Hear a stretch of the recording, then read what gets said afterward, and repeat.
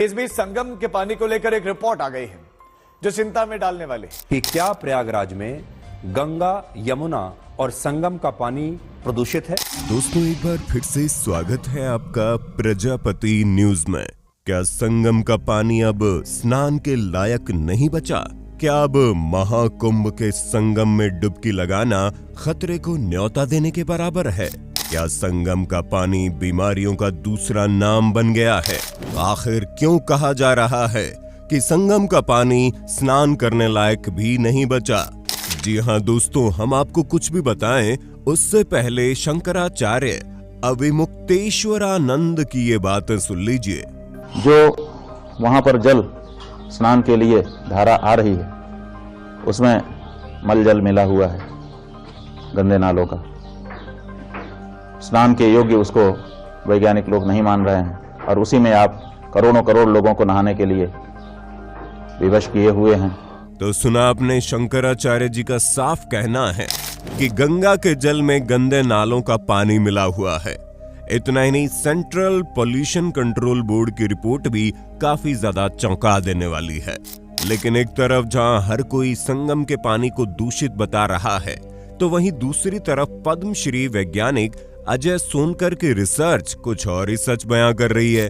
तो क्या है गंगा नदी का पूरा सच और क्यों इसे लेकर इतना ज्यादा विवाद हो रहा है? आज के इस वीडियो में मैं यानी आपका दोस्त विशाल प्रजापति आपको सब कुछ बताऊंगा। बस वीडियो छोड़कर कहीं मत जाइएगा। लेकिन हाँ, वीडियो शुरू करने से पहले एक छोटी सी रिक्वेस्ट है। वीडियो के नीचे रेड कलर का सब्सक्राइब बटन दिख रहा होगा, उस पर क्लिक करके सब्सक्राइब कर लें और साइड में बेल आइकॉन भी दिख रहा होगा, उस पर भी क्लिक कर लें ताकि आपको वीडियो मिले सबसे पहले।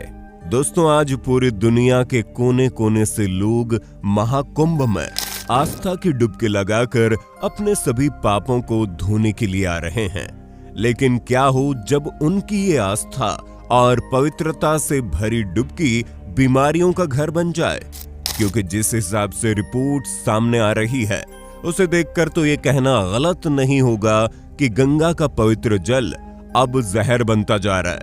अब तक लगभग 55 करोड़ से ज्यादा श्रद्धालु गंगा में डुबकी लगा चुके हैं। इसी बीच सेंट्रल पोल्यूशन कंट्रोल बोर्ड यानी CPCB की रिपोर्ट आई है जिसमें गंगा और यमुना नदी के पानी को लेकर कहा जा रहा है कि दोनों नदियों का पानी स्नान या आचमन के लायक नहीं है। इसमें हानिकारक बैक्टीरिया फीकल कॉलीफॉर्म का स्तर नॉर्मल से बहुत ज्यादा है। यहाँ तक कि इस पूरे मामले के याचिकाकर्ता वकील गौरव बंसल का भी बयान सामने आया। बहुत क्लियरली आया है कि इस समय जो प्रयागराज में जो गंगा जल है या जो संगम का जल है वो नहाने लायक नहीं है। आप पीने की तो छोड़ दीजिए, वो नहाने लायक भी नहीं है। आप देख सकते हैं, वो खुले तौर पर ये कह रहे हैं कि संगम का जल पीना तो दूर की बात है, नहाने योग्य भी नहीं बचा है। और अगर फिर भी लोग नादानी करके ऐसा कर रहे हैं तो गलत है। असल में दोस्तों, CPCB ने जो रिपोर्ट जारी की है उसके अंदर 6 पैमानों पर गंगा और यमुना नदी के पानी को जांचा गया, जिसमें pH वैल्यू यानी पानी कितना अम्लीय और क्षारीय है, faecal coliform, biochemical oxygen demand, chemical oxygen demand और डिसॉल्व्ड ऑक्सीजन जैसी चीजें शामिल है। इन 6 पैमानों पर जितनी भी जगहों से सैंपल लिए गए उनमें ज्यादातर में फीकल कॉलीफॉर्म बैक्टीरिया मात्रा तय मानक से ज्यादा पाई गई है। आपको बता दें, ये जो फीकल कॉलीफॉर्म है इसका पानी के अंदर पाया जाना कोई बड़ी बात नहीं है। हालांकि इसकी एक लिमिट है।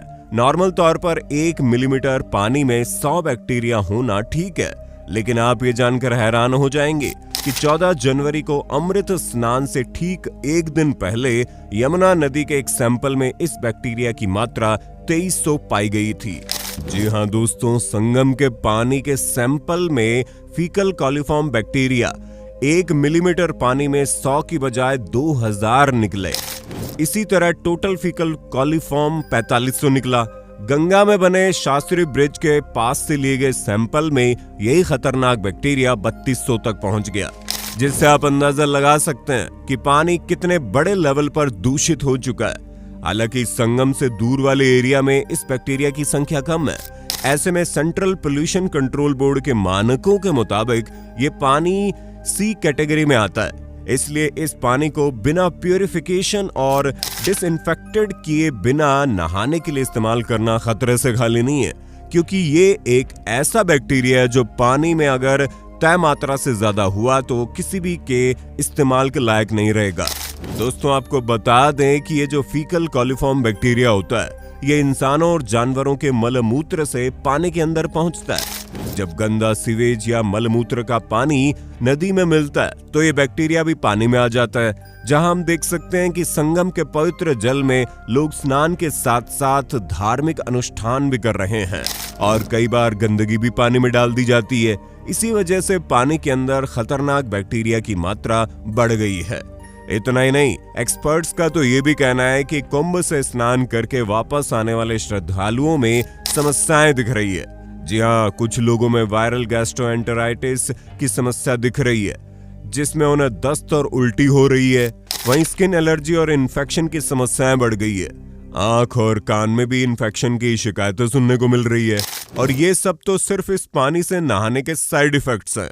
अगर हम पानी को कंज्यूम करने की बात करें तब तो और भी खतरनाक बीमारियां लोगों को अपनी चपेट में ले सकती है, जैसे कि टाइफाइड और पीलिया, जिसके मरीज लगातार बढ़ते जा रहे हैं और उनमें से ज्यादातर लोग महाकुंभ में गंगा स्नान से लौट कर आए हैं। और दोस्तों, मूत्र मार्ग यानी कि यूरिनरी इन्फेक्शन होने की संभावनाएं बढ़ गई है। खास करके महिलाओं में ये चीज देखने को मिल रही है। इन सारी चीजों को देखकर विशेषज्ञों का तो सीधे तौर पर कहना है कि संगम से दूर वाले घाट पर ही डुबकी लगाएं। अब दोस्तों, एक तरफ जहां दुनिया भर में गंगा यमुना के पानी के दूषित होने की खबर जोरों से आ रही है, जिसे लेकर तरह तरह की रिसर्च भी सामने आई, तो वहीं दूसरी तरफ एक ऐसा शख्स भी है जिसने साबित कर दिया कि गंगा के पानी में कोई खराबी नहीं है। यहाँ तक कि इतनी बड़ी संख्या में लोगों के स्नान के बावजूद गंगा का जल शुद्ध है। और ये बात कहने वाला कोई ऐसा वैसा इंसान नहीं, बल्कि एपीजे अब्दुल कलाम के साथ काम कर चुके पद्मश्री पुरस्कार से सम्मानित डॉक्टर अजय कुमार सोनकर है, जिन्होंने खुद गंगा के पानी का सैंपल लिया और अपनी प्रयोगशाला में इसे अच्छी तरह से जांचा। और फिर नतीजे के रूप में डॉक्टर सोनकर बताते हैं कि गंगा के पानी को लेकर जितनी भी बातें कही जा रही है वो सिर्फ और सिर्फ लोगों के बीच डर फैलाने के लिए कही जा रही है, क्योंकि गंगा का पानी न केवल स्नान करने योग्य है बल्कि अल्कलाइन वाटर की तरह शुद्ध है। जहां गंगा की शुद्धता पर सवाल उठाने वाले लोगों को देश के शीर्ष वैज्ञानिक डॉक्टर सोनकर ने झूठा साबित कर दिया है। और साथ ही उन्होंने ये भी चुनौती दी है कि किसी को पानी की शुद्धता पर जरा भी संदेह हो तो वो मेरे सामने गंगा जल लीजिए और प्रयोगशाला में जांच करके संतुष्ट हो जाइए। दोस्तों, डॉक्टर सोनकर ने 1-2 नहीं बल्कि 5 घाटों से गंगा जल कलेक्ट किया है, जहां इन्होंने अपने रिसर्च में साबित किया कि गंगा जल न केवल सबसे शुद्ध है बल्कि यहाँ नहाने से किसी प्रकार का कोई नुकसान नहीं हो सकता। प्रयोगशाला में इसकी शुद्धता की पूरी पुष्टि हो चुकी है। ऐसे में दोस्तों, जब 2 तरह की बातें सामने आती है तो जनता कंफ्यूज हो जाती है। इसलिए जब गंगा में स्नान करने गए श्रद्धालुओं से कहा गया कि पानी स्नान करने योग्य नहीं है, इससे बीमारी हो सकती है, तो उनका सीधे तौर पर कहना था कि हम इस तरह की बातों पर विश्वास नहीं करते, हमारा गंगा मैया पर विश्वास है और रहेगा, वो हमें कुछ नहीं होने देंगी। कुछ लोग तो ये भी कहते नजर आए कि ये सारी बातें अफवाह है, सब कुछ महाकुंभ के आयोजन को खराब करने के लिए कहा जा रहा है और उस पर किसी को विश्वास नहीं करना चाहिए। ऐसे में दोस्तों, ये बात वाकई में सोच में डालने वाली है कि आंखों के सामने लोगों की गंदगी का बोझ उठाती गंगा नदी में स्नान करना सही है या फिर गलत। वैसे आपका इन सब के बारे में क्या सोचना है? क्या गंगा नदी को नहाने लायक न बताकर लोग महाकुंभ से जुड़ी आस्था को तोड़ना चाहते हैं, या फिर ये सब कुछ कोई और राजनीतिक साजिश है?